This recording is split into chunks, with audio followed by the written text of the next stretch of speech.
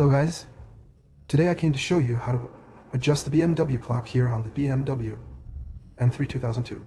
Radio, it's very simple.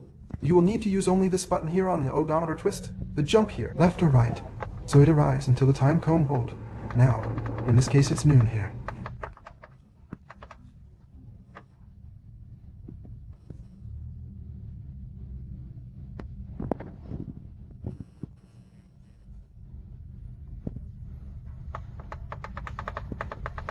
Adjusting on the panel. The radio is already correct. Ready.